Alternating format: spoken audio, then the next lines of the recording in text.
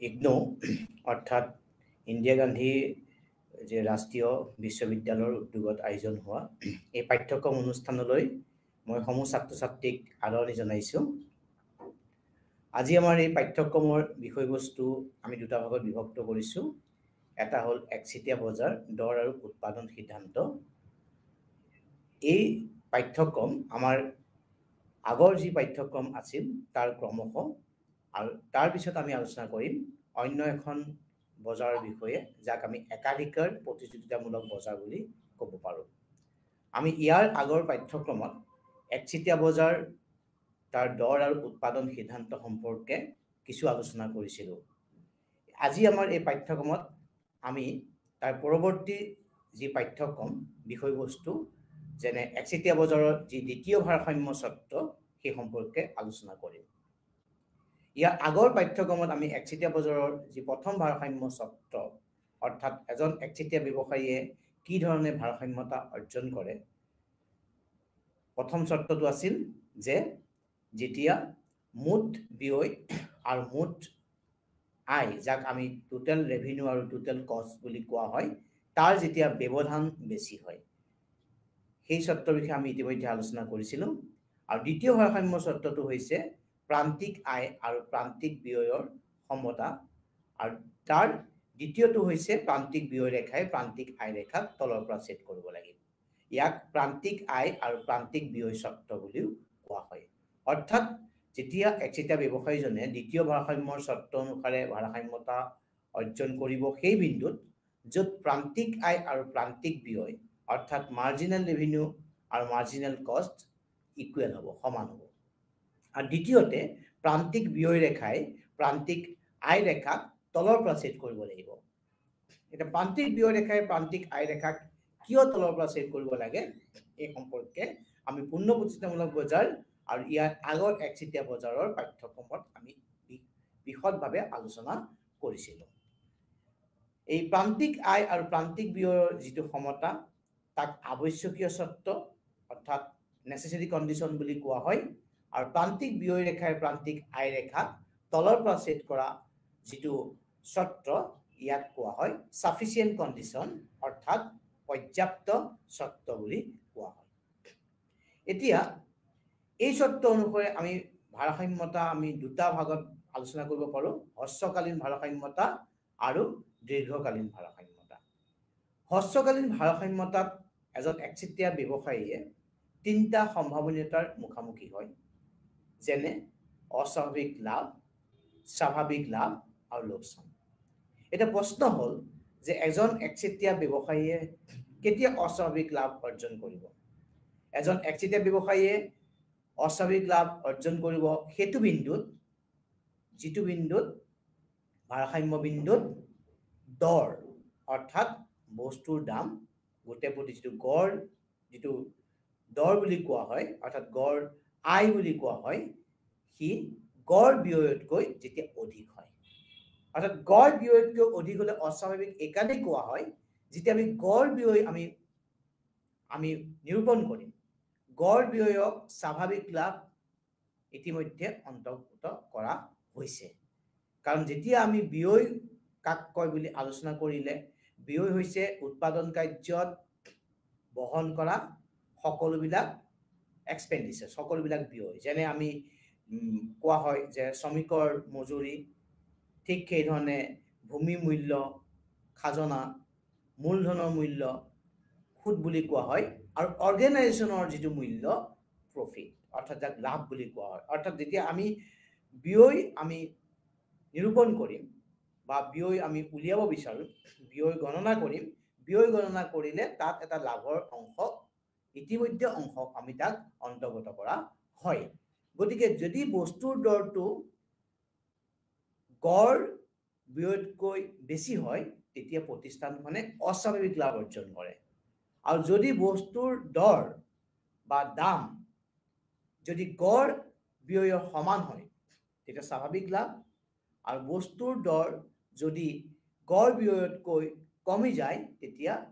প্ৰতিষ্ঠানখন বা একচেটিয়া ব্যৱসায়ীজনে লোকচানৰ সন্মুখীন হয়। এতিয়া আমি আজি এই চিত্ৰটোত একচিটিয়া প্ৰতিষ্ঠানৰ হ্ৰস্বকালীন ভাৰসাম্যতাত আমি কি ধৰণে লাভ বা অস্বাভাৱিক লাভ অৰ্জন কৰে এতিয়া আমি চিত্ৰত আমি দেখা পাইছো যে যেতিয়া মাৰ্জিনেল কষ্ট অৰ্থাৎ এমসি ৰেখাডালে মাৰ্জিনেল ৰেভিনিউ ই বিন্দুত কাটিছে অৰ্থাৎ এমসি কাটস এমআৰ ফ্ৰম বিলো at the point of E it MCMR অৰ্থাৎ প্ৰান্তিক বিয়ৈ প্ৰান্তিক আয় সমান হৈছে আৰু প্ৰান্তিক বিয়ৈ ৰেখাই প্ৰান্তিক আয় ৰেখাক তলৰ পৰা কাটিছে গতিকে এই ভাৰসাম্য বিন্দুত দৰ হৈছে গড় আয় হৈছে BQ অৰ্থাৎ OA কিন্তু গড় বিয়ৈ হৈছে CQ অৰ্থাৎ একচিটিয়া ব্যৱসায়ীজনে গোটে পুটি BC পৰিমাণৰ অতিৰিক্ত লাভ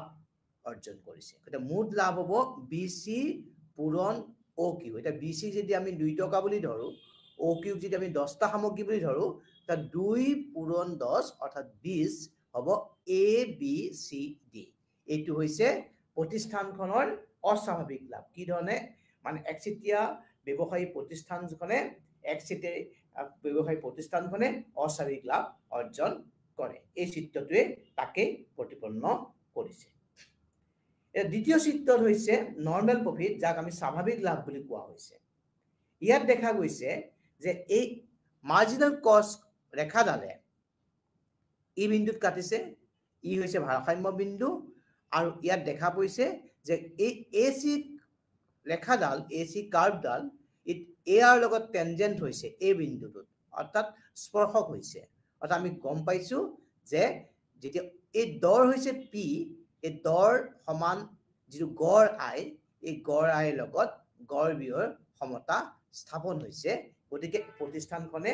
স্বাভাৱিক লাভে অৰ্জন কৰিছে গতিকে একচেটিয়া ব্যৱসায়ীজনে কেৱল স্বাভাৱিক লাভে অৰ্জন কৰিছে ইয়াৰ পিছত আহিলে লোকচান যে হ্ৰস্বকালত লোকচানৰ সন্মুখীন হ'ব পাৰে লোকচানৰ সন্মুখীন হ'ব পাৰে কিন্তু আমি আগতেই এটা কথা উল্লেখ কৰিছিলো যে লোকচান তেতিয়ালৈকে হ'ব যেতিয়ালৈকে গড় বিয়ৈ তো গড় আয়তকৈ বেছি হ'ব কিন্তু গড় আয় গড় পৰিৱৰ্তনশীল বিয়য়ৰ সমান বা তাতকৈ অধিক হ'ব লাগিব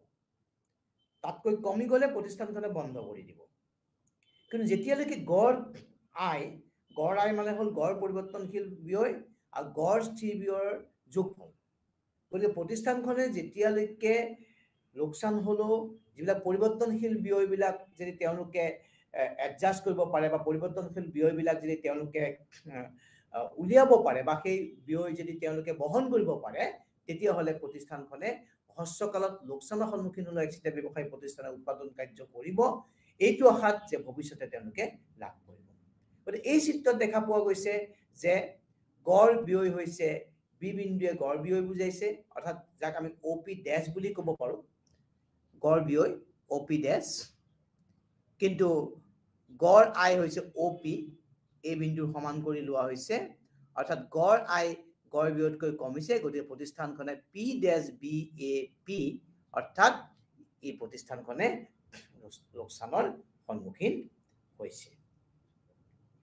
কিন্তু যদি একচিটিয়া ব্যৱসায় এটা গুৰুত্বপূৰ্ণ যিটো বৈশিষ্ট্য হৈছে কি নতুন উদ্যোগিক প্ৰতিষ্ঠানৰ প্ৰৱেশ আৰু প্ৰস্থানত বাধা অৰ্থাৎ নতুন প্ৰতিষ্ঠানে ইয়াত কি কৰিব পাৰে প্ৰৱেশ কৰিব নোৱাৰে গতিকে যেনেকৈ পূৰ্ণ প্ৰতিষ্ঠানমূলক বজাৰত নতুন প্ৰতিষ্ঠানে প্ৰৱেশ কৰিব পাৰে কিন্তু একচিটিয়া ব্যৱসায়ীত নতুন প্ৰতিষ্ঠানে প্ৰৱেশ কৰিব নোৱাৰে কাৰণ ব্যৱসায়ীজনে তেওঁক প্ৰৱেশ কৰিব নিদিব আৰু তেওঁ আঁতৰি গ'লে সি একচিটিয়া ব্যৱসায়ী হৈ নাথাকিব প্ৰতিষ্ঠানখন বৰ্তি নাথাকিব গতিকে একচিটিয়া ব্যৱসায়ীজনে যেতিয়ালৈকে তেওঁ থাকে বজাৰত তেতিয়ালৈকে তেওঁ নতুন প্ৰতিষ্ঠানত তাত আগমনত বাধা দিয়ে গতিকে তাৰ কাৰণে কি হৈছে দীৰ্ঘকালত কি হয় প্ৰতিষ্ঠানখনে একচিটিয়া ব্যৱসায়ীজনে অস্বাভাৱিক লাভ অৰ্জন কৰে গতিকে পূৰ্ণ প্ৰতিষ্ঠানমূলক বজাৰত আমি গম পাওঁ যে দীৰ্ঘকালীন ভাৰসাম্যতাত কেৱল স্বাভাৱিক লাভ হয় তাৰ কাৰণটো হ'ল যে there is a freedom of entry and exit অৰ্থাৎ পূৰ্ণ প্ৰতিষ্ঠানমূলক বজাৰত নতুন প্ৰতিষ্ঠানৰ প্ৰৱেশ আৰু প্ৰস্থানত কোনো বাধা নাই কিন্তু একচিটিয়া ব্যৱসায়ত যিহেতু বাধা আছে গতিকে এই পাৰ্থক্যটোৰ কাৰণে বৈশিষ্ট্যৰ পাৰ্থক্যটোৰ কাৰণে একচিটিয়া ব্যৱসায়ীজনে দীৰ্ঘকালীন সময়ত অস্বাভাৱিক লাভ অৰ্জন কৰিব আৰু চিত্ৰত ই হৈছে ACDB ই বিন্দু ভাৰসাম্য বিন্দু গড় R হৈছে CQ অৰ্থাৎ দৰ হৈছে OA সমান CQ আৰু গড় ব্যয় হৈছে DQ অৰ্থাৎ OB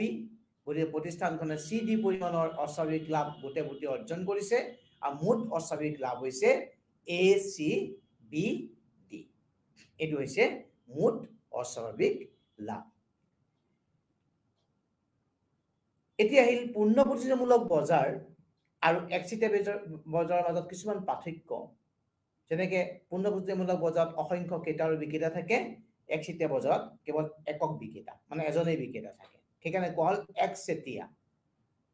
পূৰ্ণ প্ৰতিযোগিতামূলক বজাৰত সামগ্ৰীসমূহ সম্পূৰ্ণ গুণবিশিষ্ট একচিটিয়া বজাৰত সামগ্ৰীবিলাকৰ কোনো নিকট বিকল্প সামগ্ৰী বা ওচৰৰ বিকল্প সামগ্ৰী নাথাকে পূৰ্ণ প্ৰতিযোগিতামূলক বজাৰত দৰৰ ওপৰত কিন্তু প্ৰতিষ্ঠানখনৰ কোনো প্ৰভাৱ নাথাকে কাৰণ অসংখ্য ক্ৰেতা বিক্ৰেতা থকাৰ কাৰণে এজন ক্ৰেতা বিক্ৰেতা বা এজন বিক্ৰেতাৰ দৰৰ ওপৰত প্ৰভাৱ পেলাব নোৱাৰে কাৰণ তেওঁ কাৰ্যাৱলীয়ে বজাৰৰ ওপৰত বিশেষ প্ৰভাৱ নেপেলায় কিন্তু একচিটিয়া বজাৰত দৰৰ ওপৰত প্ৰভাৱ থাকে যেহেতু তেওঁৱে একমাত্ৰ উৎপাদন প্ৰতিষ্ঠান গতিকে তেওঁ দৰৰ ওপৰত সম্পূৰ্ণ প্ৰভাৱ থাকে পূৰ্ণ প্ৰতিযোগিতামূলক বজাৰত নতুন প্ৰতিষ্ঠানৰ প্ৰৱেশত বাধা নাথাকে কিন্তু একচিটিয়া বজাৰত থাকে পূৰ্ণ প্ৰতিযোগিতামূলক বজাৰত গ্ৰাহক আৰু বিক্ৰেতাৰ বজাৰ সম্পৰ্কে সম্পূৰ্ণ জ্ঞান থাকে কিন্তু একচিটিয়া বজাৰত বজাৰ সম্পৰ্কে সম্পূৰ্ণ জ্ঞান নাথাকে পূৰ্ণ প্ৰতিযোগিতামূলক বজাৰত উদ্যোগ আৰু প্ৰতিষ্ঠানৰ মাজত পাৰ্থক্য থাকে প্ৰতিষ্ঠান হৈছে সমগুণসম্পন্ন সামগ্ৰী উৎপাদন কৰা এটা গোট আৰু এই সমগুণসম্পন্ন সামগ্ৰী উৎপাদনৰ গোটৰ যি সমষ্টি তাক আমি উদ্যোগ বুলি কোৱা হয় যেনে আমি ক'ব পাৰোঁ চাউলৰ উদ্যোগ চাউল প্ৰতিষ্ঠান উৎপাদন কৰাৰ বিভিন্ন ধৰণৰ প্ৰতিষ্ঠান থাকিব পাৰে ফাৰ্ম থাকিব পাৰে এই প্ৰতিষ্ঠানবিলাকক লগ লাগি আমি ক'ব পাৰোঁ চাউল উদ্যোগ কিন্তু একচিটিয়া বজাৰত উদ্যোগ আৰু প্ৰতিষ্ঠানৰ মাজত কোনো পাৰ্থক্য নাথাকে কাৰণ এখনেই প্ৰতিষ্ঠান থাকে গতিকে তেওঁৱে উদ্যোগ তেওঁৱে প্ৰতিষ্ঠান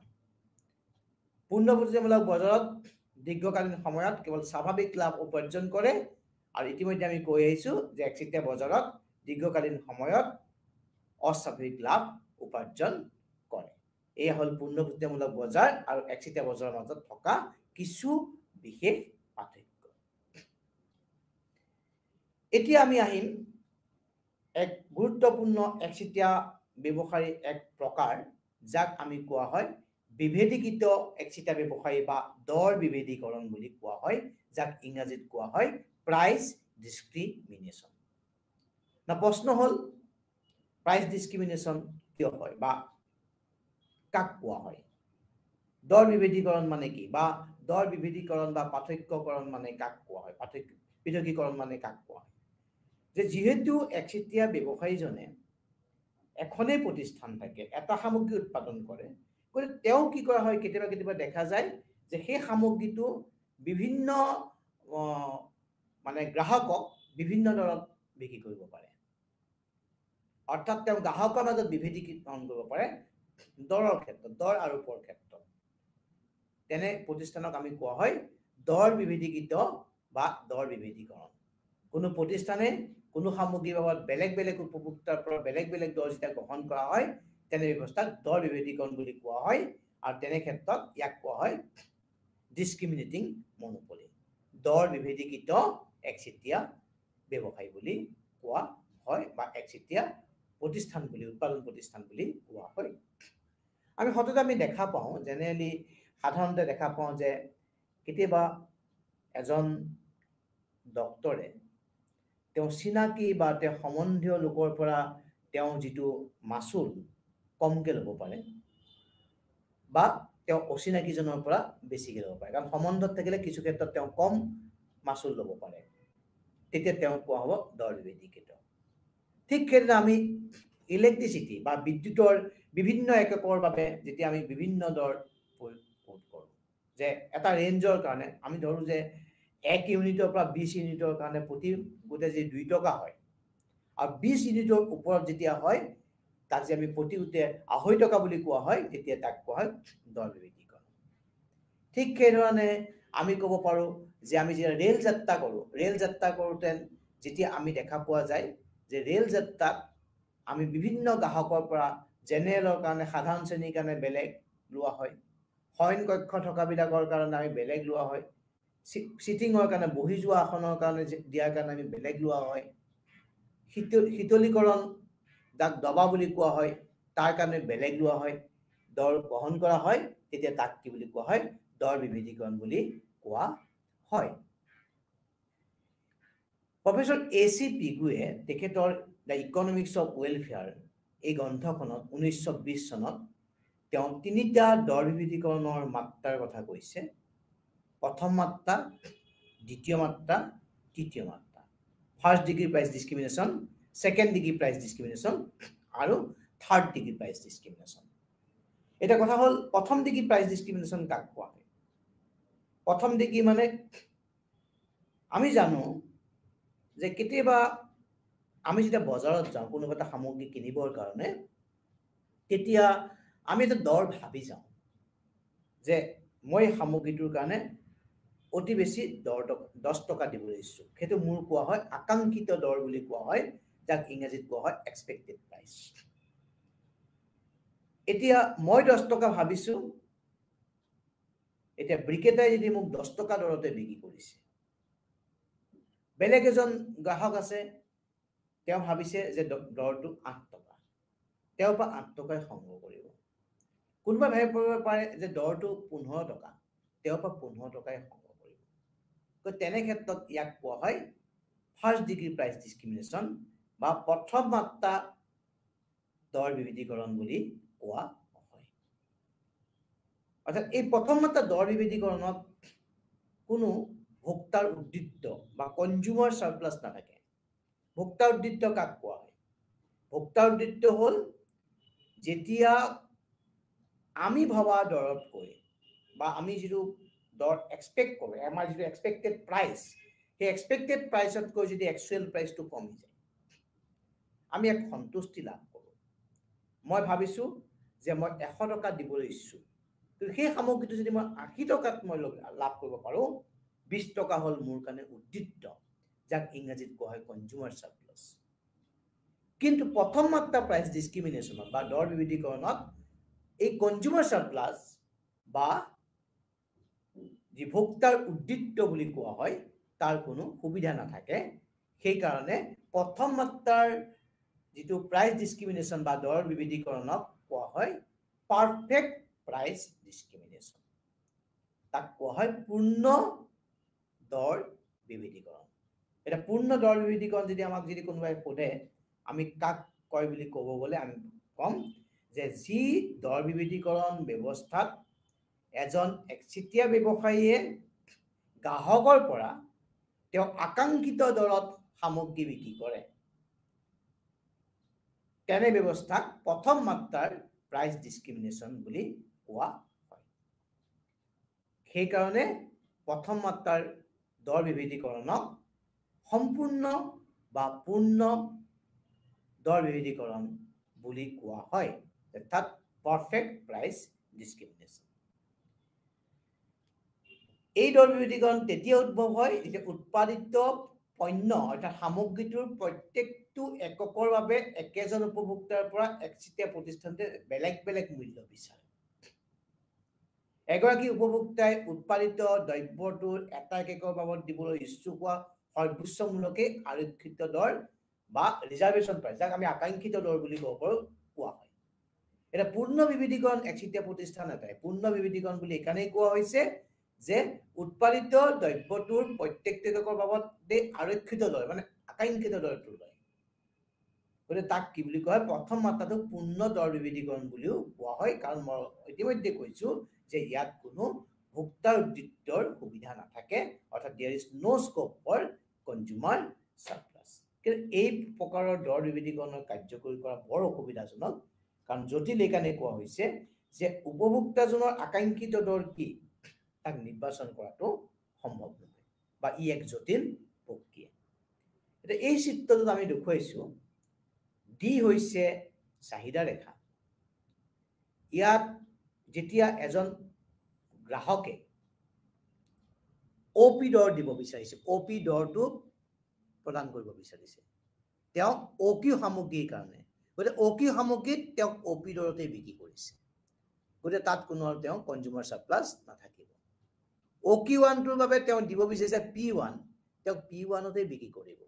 আৰু OQ2 টোৰ বাবে তেওঁ দিব বিচাৰিছে P2 তেওঁ P2 তে বিক্ৰী কৰিব গতিকে ইয়াত কোনো কনজিউমাৰ সাৰপ্লাস নাথাকে down the demand curve this captures all consumer surplus বুলি কয় এই সকলো ভোক্তা উদ্যোগক লৈ লয় গতিকে ইয়াক কি বুলি কোৱা হয় পাৰফেক্ট প্ৰাইস ডিসক্ৰিমিনেশন ইয়াৰ পিছত আমি আহিম দ্বিতীয় মাত্ৰাৰ দৰ বিভেদীকৰণ দ্বিতীয় মাত্ৰাৰ দৰ বিভেদীকৰণ তেতিয়া উদ্ভৱ হয় যেতিয়া উৎপাদিত দ্ৰব্যটোৰ বিভিন্ন বৰ্গ বা গোটৰ বাবে এক্সিটাৰ বিক্ৰেতাজনে বিভিন্ন দৰ নিৰ্ধাৰণ কৰিব পাৰে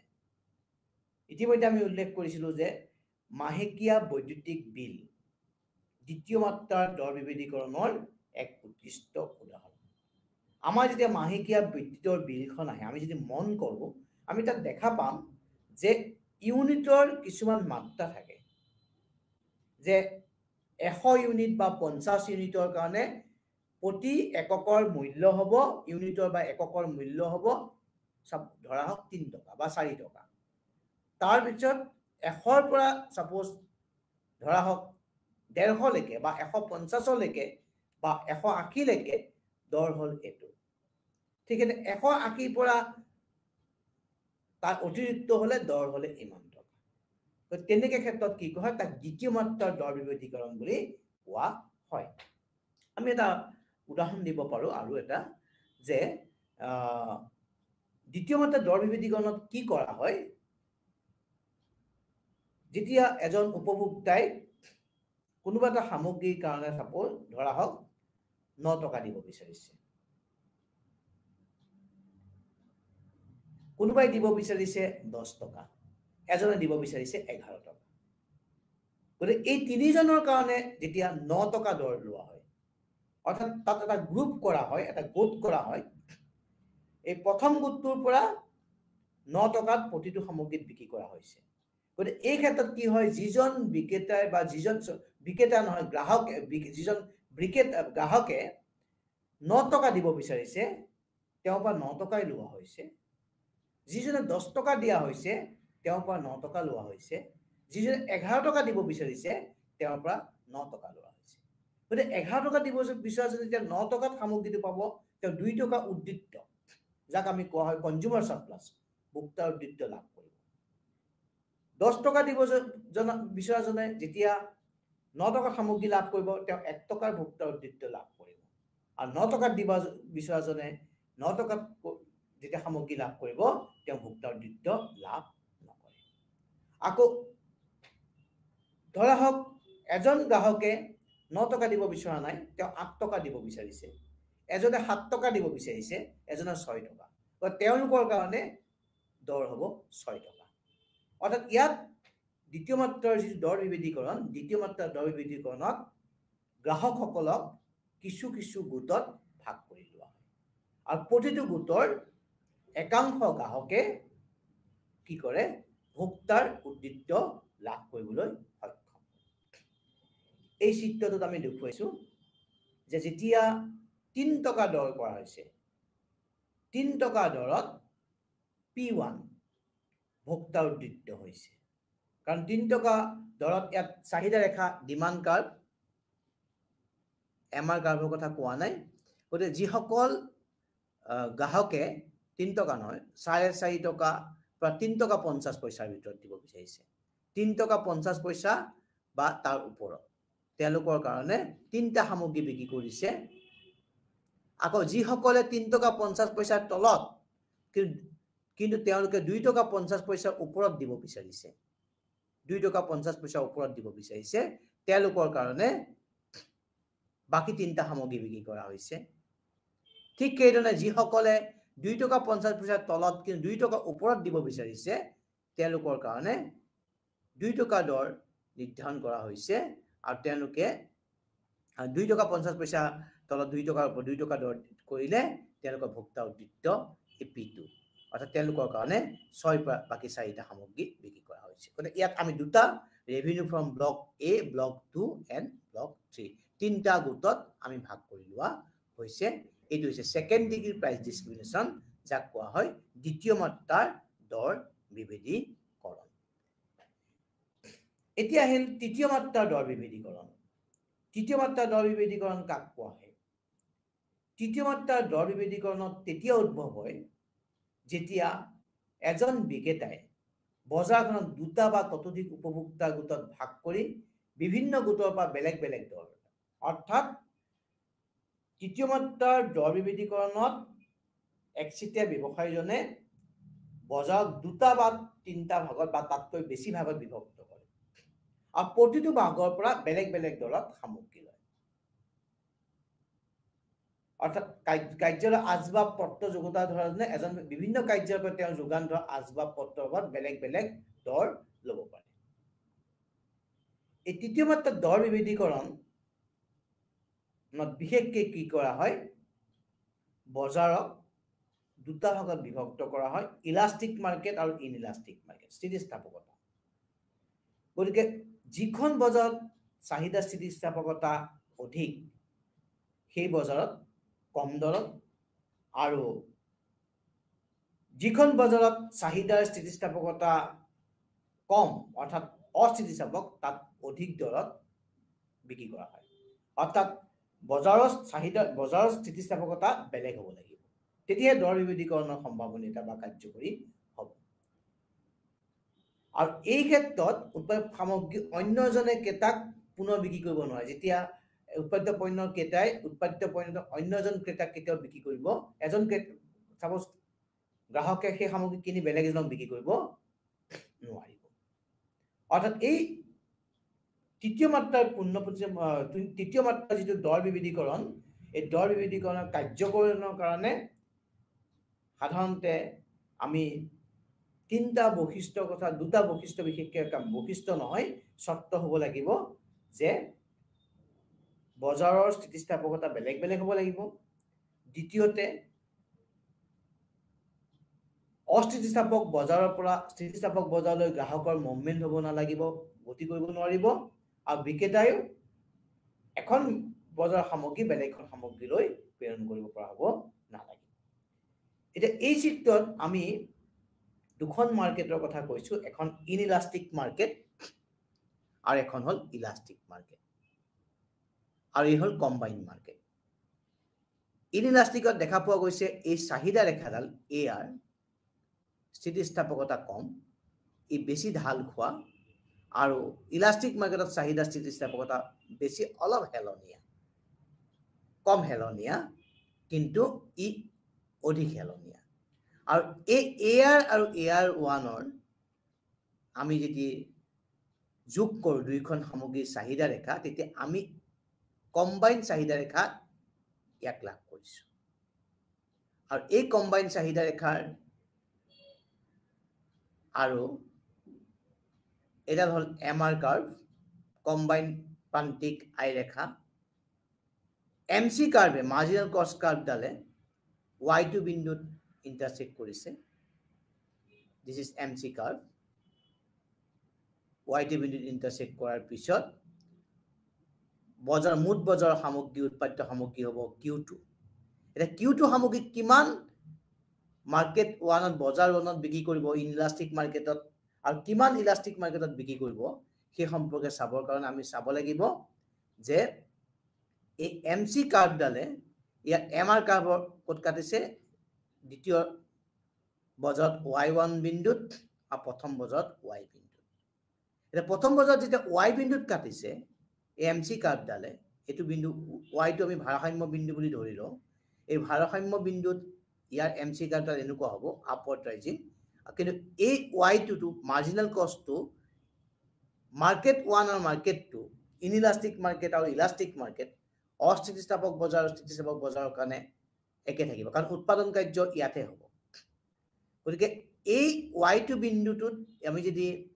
x অক্ষ সমান্তৰালকৈ এডাল ডটেড লাইন আকো MC এই ডটেড লাইন ডালে দ্বিতীয় বজাৰৰ প্ৰান্তিক আয় ৰেখাই y1 বিন্দুত কাটিছে, গতিকে ভাৰসাম্য এখন বজাৰ ইয়াত হ'ব y1ত আৰু প্ৰথম বজাৰ y, গতিকে ইয়াত দৰ হ'ব OP, কাৰণ ইয়াৰ পৰা আমি ভাৰ্টিকেলি যদি আমি এটা লম্ব জানো x বিন্দুত আৰু উৎপাদন বিন্দু ৰেখাৰ q, গতিকে প্ৰথম বজাৰত OQ সামগ্ৰী উৎপাদন কৰিব, দৰ হ'ব OP, দ্বিতীয় বজাৰত OQ1 সামগ্ৰী উৎপাদন কৰিব, দৰ হ'ব P1, অৰ্থাৎ ইলাষ্টিক বজাৰত অধিক উৎপাদন কৰিব আৰু ইনইলাষ্টিক বজাৰত অস্থিতিস্থাপক বজাৰত কম উৎপাদন কৰিব, কিন্তু দৰ অধিক হ'ব।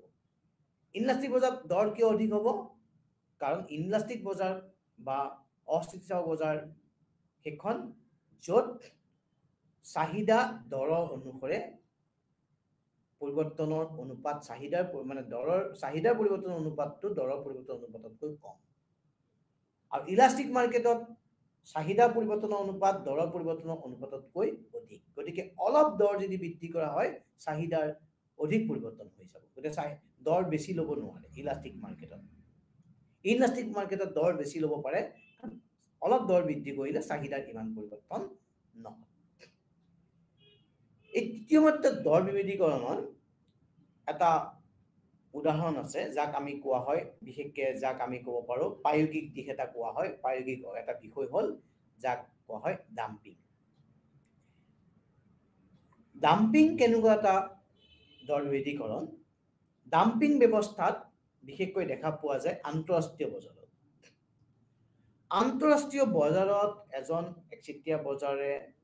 যিহেতু বহুত প্ৰতিযোগিতাৰ সন্মুখীন হ'বলগীয়া হয়, এটা উদাহৰণস্বৰূপে ভাৰতবৰ্ষৰ পৰা চাহপাত আন্তঃৰাষ্ট্ৰীয় বজাৰত বিক্ৰী কৰা হয়। আন্তঃৰাষ্ট্ৰীয় বজাৰত চাহৰ কাৰণে সি যেতিয়া ৰপ্তানি কৰা হয় প্ৰতিযোগিতাৰ সন্মুখীন হ'ব লাগে, কাৰণ চাহ উৎপাদনকাৰী আৰু বজাৰ তাত বা প্ৰতিষ্ঠান পোৱা যাব। গতিকে আন্তঃৰাষ্ট্ৰীয় বজাৰত কি কৰা হয়, যিহেতু প্ৰতিযোগিতাৰ মাত্ৰাটো অধিক,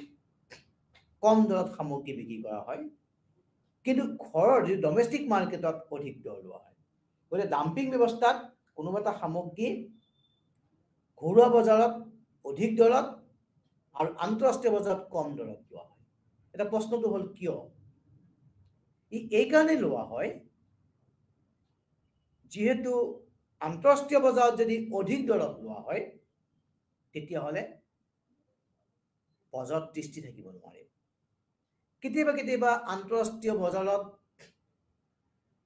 উৎপাদন ব্যয়তকৈ কম কৰি হ'লেও সামগ্ৰী বিক্ৰী কৰা হয়,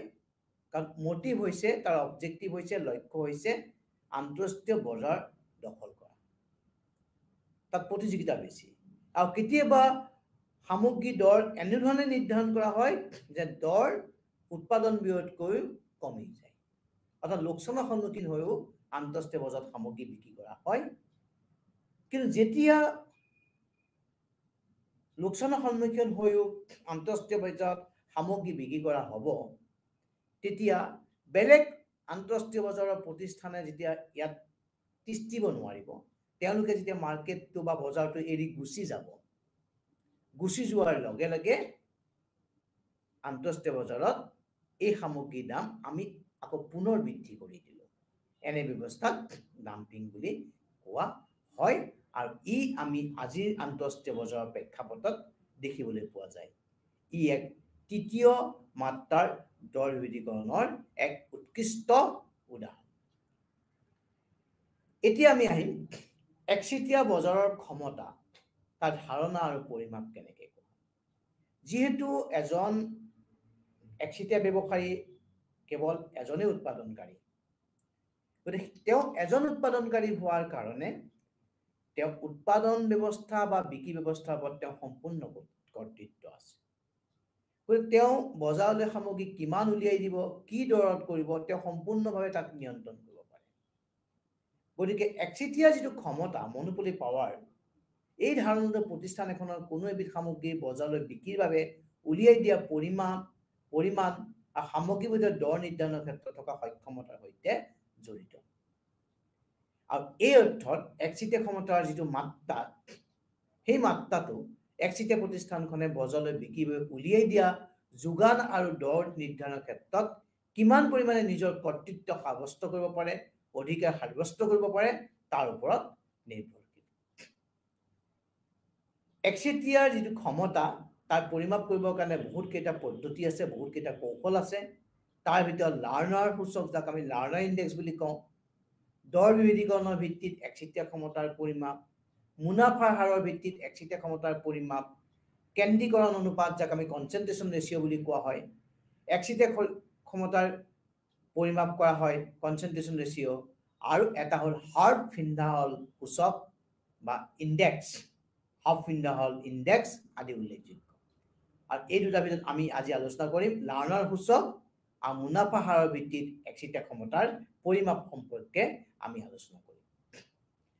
লাৰ্নাৰ যিটো সূচক বা লাৰ্নাৰ ইণ্ডেক্স, আমি সকলোৱে জানো যে একচেটিয়া প্ৰতিষ্ঠানখনৰ মূল বৈশিষ্ট্যটো হৈছে যে প্ৰান্তিক ব্যয়কৈ দৰ নিৰ্ধাৰণৰ যিটো ক্ষমতা, ব্যয়কৈ অধিক হাৰত দৰ নিৰ্ধাৰণৰ যিটো ক্ষমতা। প্ৰান্তিক ব্যয় যিমান হ'ব, এটা সামগ্ৰী অতিৰিক্ত উৎপাদন কৰোঁতে যিটো ব্যয় হ'ব, তাতকৈ প্ৰান্তিক আয় অধিক হয়। আৰু এই কথাটোৰ ওপৰত ভিত্তি কৰি আব্বা লাৰ্নাৰে এটা কৌশল আগবঢ়াইছিল, যাক আমি লাৰ্নাৰ সূচক বুলি কোৱা হয়। এই লাৰ্নাৰ সূচক সংজ্ঞাটোৱে কয় দৰ বিয়োগ প্ৰান্তিক ব্যয় সকলোকে ডিভাইড কৰে, ডিভাইডেড বাই দৰ। এই কথা যদি আমি ভালদৰে মন কৰোঁ, তেতিয়া আমি দেখা পাম যে প্ৰান্তিক ব্যয় আৰু প্ৰান্তিক আয় যেতিয়া সমান হয়, তেতিয়া কি হ'ব, দৰ আৰু গড় আয়টো একেই হয়। লাৰ্নাৰ সূচকটো হ'ব কি, দৰ মানে হ'ল AR, প্ৰান্তিক ব্যয় হ'ল MR ডিভাইডেড বাই AR।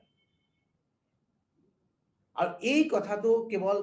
লাৰ্নাৰ সূচকটো কেৱল একচেটিয়া ক্ষমতাৰ পৰিমাপ, কাৰণ পূৰ্ণ প্ৰক্ৰিয়ামূলক বজাৰৰ ইয়াৰ কোনো অৰ্থ নাই। কিয়নো পূৰ্ণ প্ৰক্ৰিয়ামূলক বজাৰত যিহেতু মাৰ্জিনেল ৰেভিনিউ, মাৰ্জিনেল কষ্ট একেই হয়, MR, MC আৰু AR ইকুৱেল হয়। গতিকে AR যেতিয়া সমান হ'ব MR লগত, ই 0। গতিকে 0ৰ পৰা 0 হ'লে আৰু ইয়াক 0 কৰিলে অৱশেষত আমি দেখা পোৱা গৈছে যে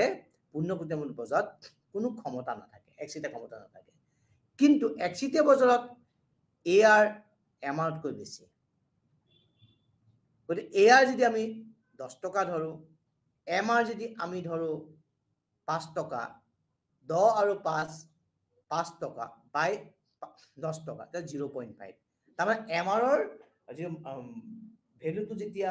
AR ভেলুতকৈ একচেটিয়া বজাৰত কমি যায়, লাৰ্নাৰ সূচকটো সদায় পজিটিভ, ই যোগাত্মক হয়। কিন্তু একচেটিয়া বজাৰত যেতিয়া MR গড় আয়তকৈ কম, গতিকে একচেটিয়া বজাৰত প্ৰান্তিক আয় যিহেতু কম, গতিকে প্ৰান্তিক ব্যয় গড় আয়তকৈ কমিব, অৰ্থাৎ MC লেছ দেন AR। গতিকে একচেটিয়া বজাৰত লাৰ্নাৰ সূচকৰ মান শূন্য কেতিয়াও নহয়। ইতিমধ্যে আমি ক'লো যে ই কেতিয়াও শূন্য নহয়, কিন্তু পূৰ্ণ প্ৰক্ৰিয়ামূলক বজাৰত ই শূন্য। লাৰ্নাৰ সূচকৰ ধাৰণাটোৰ পৰা সামগ্ৰীবিধৰ চাহিদা স্থিতিস্থাপকতা আৰু প্ৰতিষ্ঠানটোৰ একচেটিয়া ক্ষমতাৰ মাজত সম্পৰ্ক আমি দেখাব পাৰোঁ। আমি ক'ব পাৰোঁ যে সামগ্ৰীবিধৰ চাহিদা স্থিতিস্থাপকতা যিমানেই বেছি হ'ব, প্ৰতিষ্ঠানটোৰ একচেটিয়া ক্ষমতা সিমানেই কম হ'ব। কাৰণ পূৰ্ণ প্ৰক্ৰিয়ামূলক বজাৰত সম্পূৰ্ণ স্থিতিস্থাপক, গতিকে একচেটিয়া ক্ষমতা শূন্য। যদি চাহিদা যিমানে অস্থিতিস্থাপক হ'ব, সিমানে একচেটিয়া ক্ষমতা বেছি হ'ব। আৰু যদি চাহিদা স্থিতিস্থাপকতা বেছি হয়, একচেটিয়া ক্ষমতা কম। অৰ্থাৎ চাহিদা স্থিতিস্থাপকতাৰ লগত লাৰ্নাৰ সূচকৰ যিটো একচেটিয়া ক্ষমতাৰ পৰিমাপৰ সম্পৰ্কটো ঋণাত্মক। আৰু তাত্ত্বিক ফালৰ পৰা চাবলৈ গ'লে লাৰ্নাৰ সূচক ধাৰণাটো অলপ সহজ, কিন্তু ই প্ৰায়োগিক ক্ষেত্ৰত অলপ জটিল। লাৰ্নাৰ সূচকটো প্ৰান্তিক ব্যয়তকৈ অতিৰিক্ত দৰ আদায় কৰিব পৰা একচেটিয়া ক্ষমতা হিচাপেও জনা যায়। ইয়াৰ পিছত আহিল মুনাফা হাৰৰ ভিত্তিত একচেটিয়া ক্ষমতাৰ পৰিমাপ। দ্বিতীয়টো, আমি সকলোৱে জানো যে পূৰ্ণ প্ৰক্ৰিয়ামূলক বজাৰৰ তুলনাত একচেটিয়া প্ৰতিষ্ঠান এটাই অধিক মুনাফা আদায় কৰিব পাৰে। একচেটিয়া বজাৰৰ বৈশিষ্ট্যসমূহ আমি যেতিয়া জুকিয়াই চাওঁ, তেতিয়া এই কথা প্ৰতীয়মান হয় যে একচেটিয়া প্ৰতিষ্ঠান এটাই অস্বাভাৱিক লাভ আদায় কৰিব পাৰে, যিটো পূৰ্ণ প্ৰক্ৰিয়ামূলক বজাৰত সম্ভৱপৰ নহয়। প্ৰতিষ্ঠানটোৰ একচেটিয়া ক্ষমতা যিমানেই বেছি হ'ব, লাভৰ হাৰো বৃদ্ধি পাব। আৰু দেখা পোৱা যায় যে ধাৰণাটো সহজ, কিন্তু প্ৰয়োগৰ ক্ষেত্ৰত কিছু জটিল। আৰু ইয়াৰ মূল ধাৰণাটো হ'ব যে ছুপাৰ নৰ্মেল প্ৰফিট, যিটো অস্বাভাৱিক লাভ পৰিমাপটো জানিবলৈ হ'লে প্ৰথমতে আমি স্বাভাৱিক লাভ আমি জানিব লাগিব। আৰু অৰ্থবিজ্ঞানত স্বাভাৱিক লাভৰ হাৰ কি হোৱা উচিত সেই সম্পৰ্কে সদায় এক বিতৰ্ক দেখা পোৱা যায়। ইয়াৰ পিছত আমি আলোচনা কৰিম যে সামাজিক একচিটিয়া বজাৰ, যাক ষ্টেট মনোপলি বুলি কোৱা হয়। কিছু কিছু ক্ষেত্ৰত দেখা যায় যে কিছু সামগ্ৰীৰ ক্ষেত্ৰত কোনো ব্যক্তিগত প্ৰতিষ্ঠানে তাক বজাৰত বা উৎপাদন কৰাটো সম্ভৱ নহয়, কাৰণ ব্যয় অধিক হয়। আৰু দ্বিতীয় ক্ষেত্ৰত ই জনসাধাৰণক যদি অধিক দৰত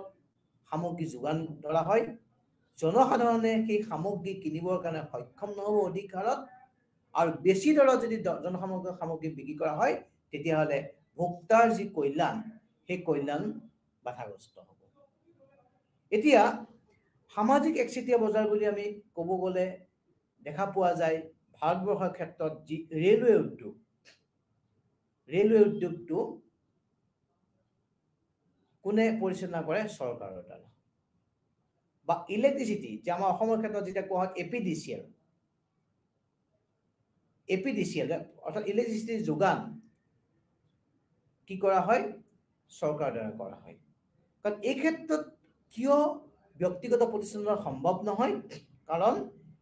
এই ক্ষেত্ৰত ব্যয় অধিক হয় আৰু কিছু কিছু ক্ষেত্ৰত জনসাধাৰণক সামগ্ৰী যোগান গড় ব্যয়তকৈ কম দামত দিবলগীয়া হয়। গতিকে সামাজিক একচিটিয়া বজাৰ বুলি ক'লে বুজি পাওঁ যে যি বজাৰৰ কৰ্তৃত্ব চৰকাৰৰ হাতত থাকে আৰু যাৰ মূল উদ্দেশ্য হৈছে জনসাধাৰণৰ সামগ্ৰিক কল্যাণ সাধন কৰা, তেনে বজাৰক আমি সামাজিক একচিটিয়া বজাৰ বুলি ক'ব পাৰোঁ। ইমানখিনি আছিলে আমাৰ আজি একচিটিয়া বজাৰ সম্পৰ্কে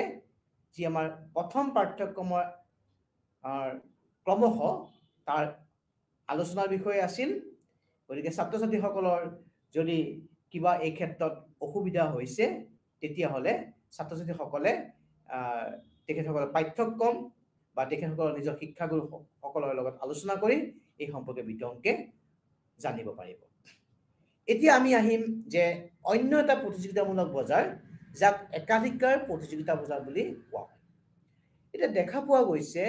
যে পুনঃপ্ৰতিমূলক বজাৰ সম্পৰ্কে আমি ইতিমধ্যে আলোচনা কৰিলোঁ আৰু একচিটিয়া বজাৰ বিষয়ে আলোচনা কৰিলোঁ। কিন্তু বাস্তৱ ক্ষেত্ৰত দেখা পোৱা গৈছে যে পুনঃপ্ৰতিমূলক বজাৰৰ কিছু বৈশিষ্ট্য অবাস্তৱ, প্ৰায়োগিক ক্ষেত্ৰত ই সম্ভৱ নহয়। যেনেকৈ কোৱা হয় যে সমগুণ সম্পন্ন সামগ্ৰী বুলি যেতিয়া কোৱা হয়, সমগুণ সম্পন্ন সামগ্ৰী মানে সামগ্ৰীবিলাকৰ উৎপাদিত গোটবিলাকৰ এটা প্ৰতিষ্ঠানৰ লগত কোনো পাৰ্থক্য নথকাটো। ই সাধাৰণতে এনে সামগ্ৰী দেখিবলৈ পোৱা নাযায়। আৰু মই আগতে উল্লেখ কৰিছোঁ যে কেৱল কৃষিজাত সামগ্ৰীৰ ক্ষেত্ৰতহে কিছু ক্ষেত্ৰত পুনঃপ্ৰতিমূলক বজাৰ দেখিবলৈ পোৱা যায়। ঠিক সেইধৰণে একচিটিয়া বজাৰ বুলি যিটো কোৱা হয়, একচিটিয়া বজাৰৰ বাস্তৱ ক্ষেত্ৰত দেখিবলৈ পোৱা নাযায়। গতিকে এই পুনঃপ্ৰতিমূলক বজাৰ বা একচিটিয়া বজাৰৰ যি মধ্যৱৰ্তী বজাৰ, যাক আমি একাধিকাৰ বজাৰ বুলি ক'ব পাৰোঁ। 1933 চনত E.H. চেম্বাৰলিনে তেখেতৰ যিখন গ্ৰন্থ দ্য থিয়ৰী অফ মনোপলিষ্টিক কম্পিটিশ্যনত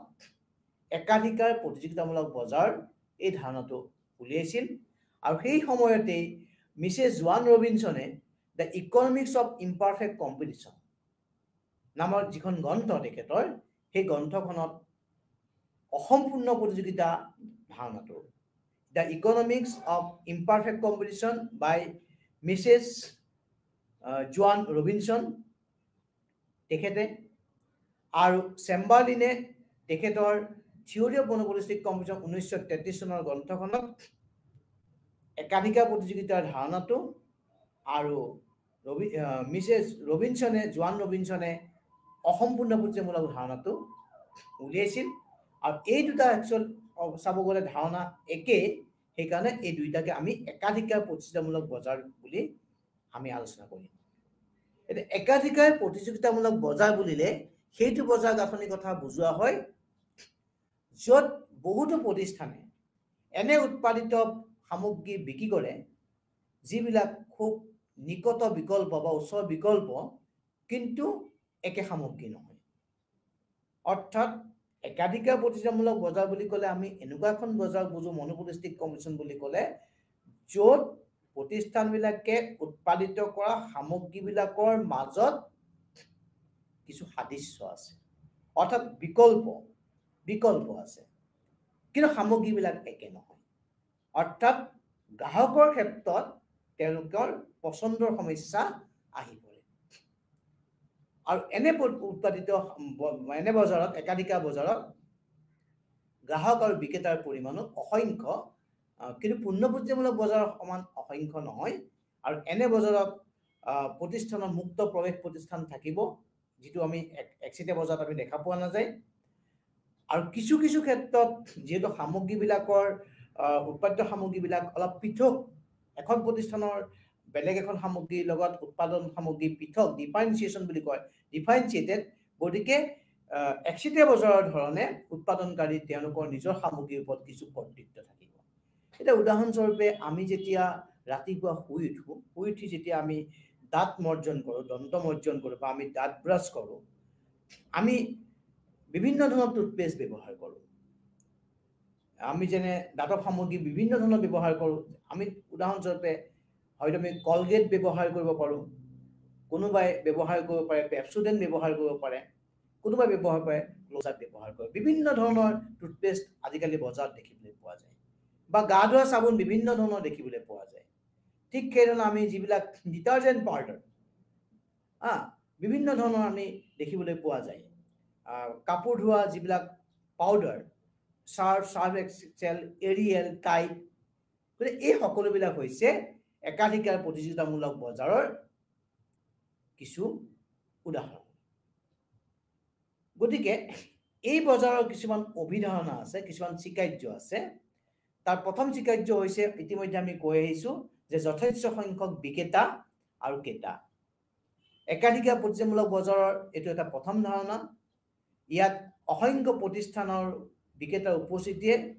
এইটো সূচায় যে প্ৰত্যেকগৰাকী বিক্ৰেতাই বজাৰৰ চাহিদাৰ এটা ক্ষুদ্ৰ অংশহে যোগান ধৰিব পাৰে। তদুপৰি বজাৰত বিক্ৰেতাসকল তীব্ৰ প্ৰতিযোগিতাৰ সন্মুখীন হয়। এতিয়া আমি দেখা পাওঁ যে আমি টুথপেষ্টৰ ক্ষেত্ৰত বিভিন্ন ধৰণৰ টুথপেষ্ট আজিকালি বজাৰত দেখা পোৱা যায়। গতিকে সেই টুথপেষ্টে গ্ৰাহকৰ আকৰ্ষণ পাবৰ কাৰণে, গ্ৰাহকৰ মনোযোগ আকৰ্ষণ কৰিবৰ কাৰণে তেওঁলোকে প্ৰতিযোগিতাৰ সন্মুখীন হয়। পৃথকীকৃত কিন্তু নিকট বিকল্প সামগ্ৰীবিলাক পৃথক। এতিয়া আমি দেখা পাওঁ যে কলগেটটো সামগ্ৰী যিটো পূৰ্ণপৰ্যায়মূলক বুজাইছে সম্পূৰ্ণ গুণসম্পন্ন। কলগেটৰ লগত ক্লোজআপ হওক, পেপচোডেণ্ট হওক, গ্লিষ্টাৰ হওক, বা যিবিলাক টুথপেষ্ট আছে, বা গা ধোৱা চাবোনৰ লাক্সৰ লগত ডেটল হওক, বা আমি যিবিলাক সামগ্ৰী দেখা পোৱা যায় পিয়াৰ্চ চাবোন হওক, ডোভ হওক, এই সামগ্ৰীবিলাকৰ মাজত কিন্তু পৃথকীকৃত। সিহঁতৰ ৰঙৰ ফালৰ পৰা চাব গ'লে, ৱেটৰ ফালৰ পৰা চাব গ'লে, সিহঁতৰ গন্ধ বা যিটো মানে ফালৰ পৰা চাব গ'লে, সিহঁতৰ যিটো গুণাগুণৰ ফালৰ পৰা চাব গ'লে সামগ্ৰীবিলাক পৃথকীকৃত, কিন্তু নিকট বিকল্প, যে এইটো নহ'লে সেইটোৱে আমি নিজৰ যিখিনি কৰণীয় আমি কৰিব পাৰোঁ। গতিকে একাধিকাৰ প্ৰতিযোগিতামূলক বজাৰত অন্তৰ্গত উৎপাদনকাৰীয়ে পৃথকীকৃত পণ্য উৎপাদন, অৰ্থাৎ product differentiation is an important characteristics of monopolistic competition. এগৰাকী বিশেষ উৎপাদনকাৰী উৎপাদিত পণ্য অন্যান্য উৎপাদনকাৰী উৎপাদিত পণ্যৰ নিকট বিকল্প হয়, যদিও কোনো বিশেষ উৎপাদনকাৰী এজনৰ পণ্যবিধ আন উৎপাদনকাৰী পণ্যৰ পৰা পৃথক হয়। গতিকে product differentiation is an important characteristics of monopolistic competition. বজাৰত ইচ্ছা অনুযায়ী প্ৰৱেশ আৰু প্ৰস্থান থাকিব। নিজৰ ইচ্ছা অনুযায়ী তেওঁলোকে প্ৰৱেশ কৰিব পাৰে, প্ৰস্থান কৰিব পাৰে। যদিও এই বৈশিষ্ট্যটো পূৰ্ণপৰ্যায়মূলক বজাৰৰ লগত একে, কিন্তু আমি ব্যৱসায়িক দিশৰ পৰা চাবলৈ গ'লে অলপ বেলেগ। পূৰ্ণপৰ্যায়মূলক বজাৰত যিহেতু সামগ্ৰীবিলাক সম্পূৰ্ণ গুণ বিশিষ্ট, একে মান বিশিষ্ট, কিন্তু একাধিকাৰ বজাৰত নতুন প্ৰতিষ্ঠানসমূহ বজাৰত নতুন পণ্য মুকলি কৰি দিব পাৰে। নতুন, যাক আমি মাৰ্কাৰ বুলি কওঁ, প্ৰতিষ্ঠিত মাৰ্কাৰ পণ্যৰ লগত এই ধৰণৰ পণ্যই এক প্ৰতিযোগিতাৰ সন্মুখীন হ'ব পাৰে। কিন্তু পূৰ্ণপৰ্যায়মূলক বজাৰত একে সামগ্ৰী উৎপাদন হয়, কিন্তু ইহঁতৰ একাধিকাৰ বজাৰত মাৰ্কাৰ বেলেগ বেলেগ হোৱাৰ কাৰণে, তেওঁলোকৰ ট্ৰেডমাৰ্ক কিছুমান থাকে, সেই মাৰ্কাৰ বেলেগ বেলেগ হোৱাৰ কাৰণে এক প্ৰতিযোগিতাৰ সন্মুখীন হ'বলগীয়া হয়। বিক্ৰী ব্যয় ই এক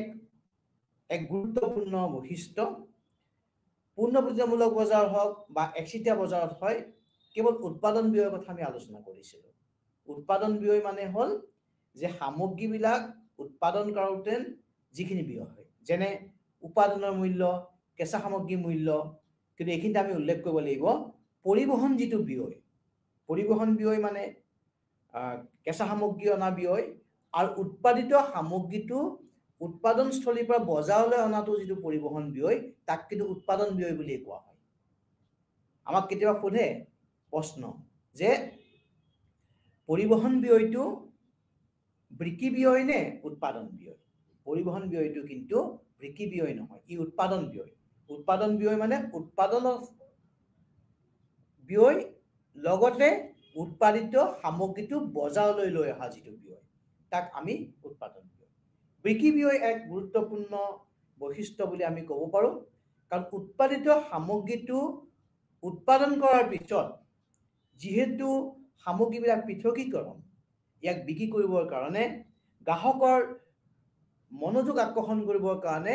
একাধিকা বজাৰে বিভিন্ন ধৰণৰ তেওঁলোকে উপায় বা পদ্ধতি অৱলম্বন কৰে তাক প্ৰচাৰ কৰিব লাগিব সামগ্ৰীটো আৰু প্ৰসাৰ কৰিব লাগিব জনসাধাৰণক আকৰ্ষণ কৰিব লাগিব এটা প্ৰচাৰৰ ক্ষেত্ৰত আমি ক'ব লাগিব যে বিজ্ঞাপন ব্যয় যিটোক আমি কোৱা হয়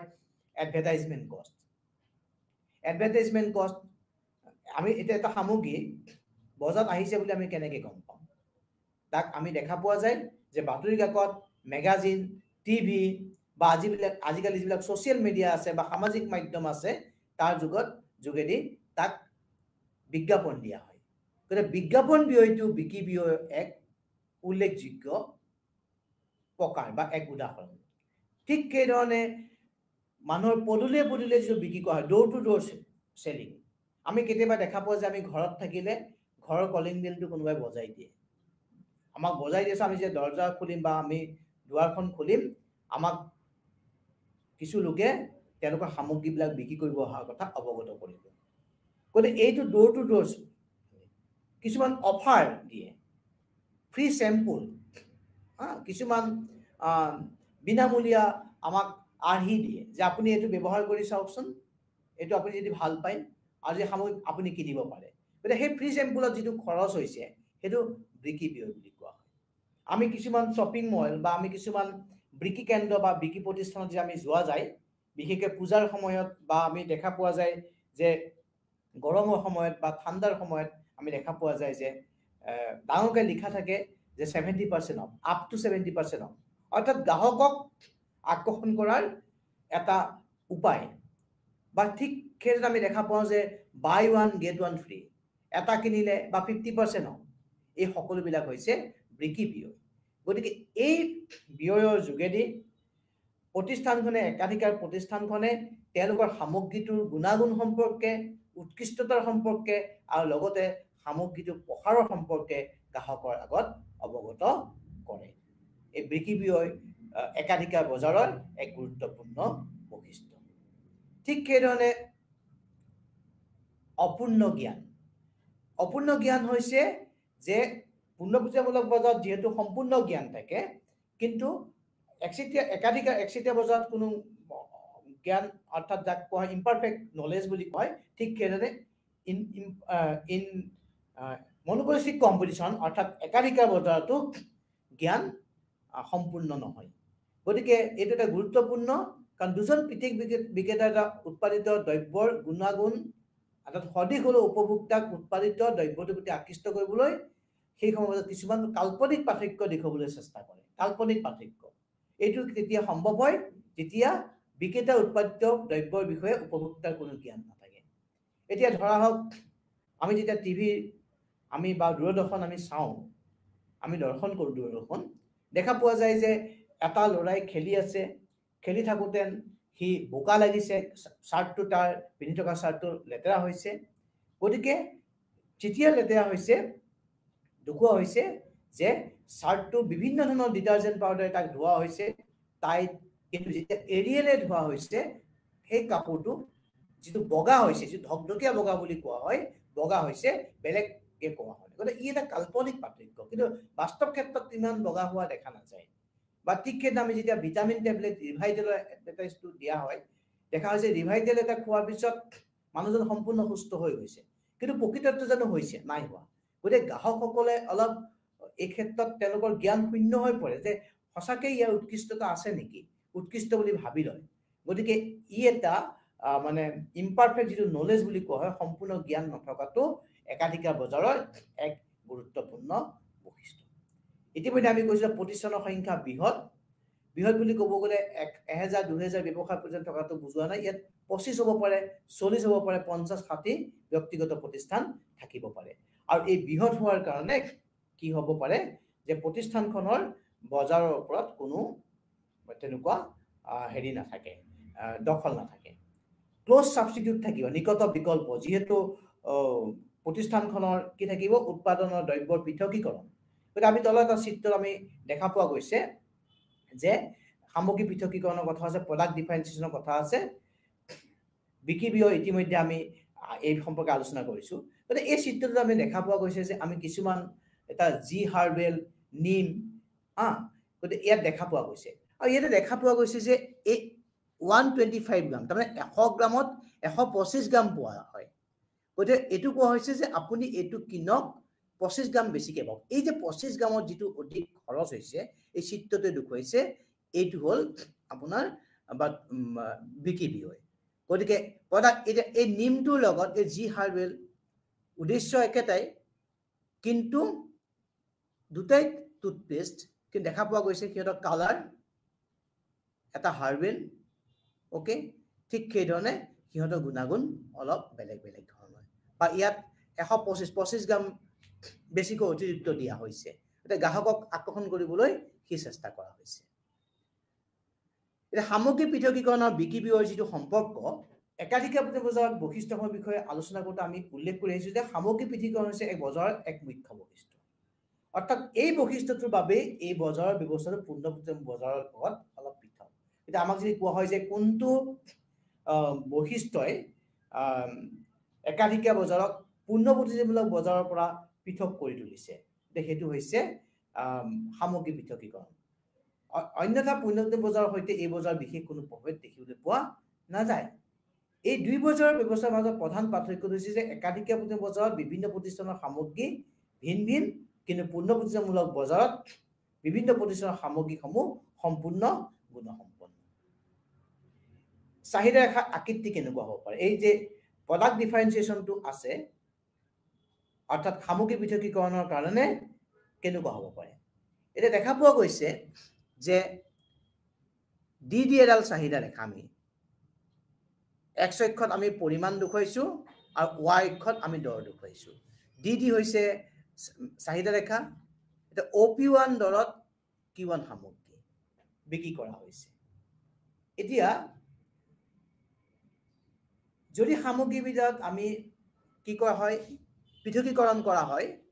পৃথকীকৰণ কৰা এই চাহিদা ৰেখাডাল ডিৰ পৰা DD1 হৈ গৈছে অৰ্থাৎ ইয়াৰ স্থিতিস্থাপকতা বেছি হৈ গৈছে অৰ্থাৎ P2 দৰত আমি কম দৰত আমি অধিক বিক্ৰী কৰিব পাৰোঁ অৰ্থাৎ দৰৰ কিছু পাৰ্থক্য আমি দেখিবলৈ পোৱা যায় গতিকে এই ব্যৱসায় প্ৰতিষ্ঠানৰ চাহিদা ৰেখা কেনেকুৱা হ'ব পাৰে একাধিকাৰ বজাৰৰ আৰু ইয়াৰ ভাৰসাম্যতা কি ধৰণৰ হ'ব পাৰে সেই সম্পৰ্কে আমি পিছৰ পাঠ্যক্ৰমত আমি আলোচনা কৰিম গতিকে আজি আমি যি পাঠ্যক্ৰম আমি আলোচনা কৰিলোঁ গতিকে সেই আলোচনা বিষয়ত আমি ইতিমধ্যে একচেটিয়া বজাৰ সম্পৰ্কে বিতংভাৱে আলোচনা কৰিছোঁ আৰু তাৰ সামৰণি কৰিছোঁ আৰু আজি আমি একাধিকাৰ প্ৰতিযোগিতামূলক বজাৰৰ বিষয়ে আমি আলোচনা কৰিলোঁ একাধিকাৰ প্ৰতিযোগিতামূলক বজাৰৰ যিখিনি বৈশিষ্ট্যসমূহৰ গুণাগুণ সম্পৰ্কে আমি আলোচনা কৰিলোঁ সিহঁতৰ প্ৰায়োগিকতাৰ বিষয়ে আলোচনা কৰিলোঁ সিগনিফিকেন্সৰ বিষয়ে আমি আলোচনা কৰিলোঁ তাৎপৰ্যৰ বিষয়ে আলোচনা কৰিলোঁ আৰু লগতে আমি আলোচনা কৰিছোঁ যে একাধিকাৰ বজাৰৰ যি সামগ্ৰী পৃথকীকৰণৰ কাৰণে চাহিদা ৰেখাডাল অলপ হেলনীয়া হয় কিন্তু প্ৰতিষ্ঠানখনৰ চাহিদা ৰেখা কেনেকুৱা হ'ব আৰু প্ৰতিষ্ঠানখনে কি ধৰণে ভাৰসাম্যতা অৰ্জন কৰিব এই সম্পৰ্কে আমি বিতংভাৱে আমি পিছৰ শ্ৰেণীত আমি আলোচনা কৰিম গতিকে সকলোলৈকে আমি ধন্যবাদ জ্ঞাপন কৰিছোঁ আৰু লগতে সকলোৰ যাতে কিবা প্ৰশ্ন যদি থাকে সেইখিনি তেওঁলোকৰ শিক্ষাগুৰুসকলক সুধিবৰ কাৰণে অনুৰোধ জনাইছোঁ নমস্কাৰ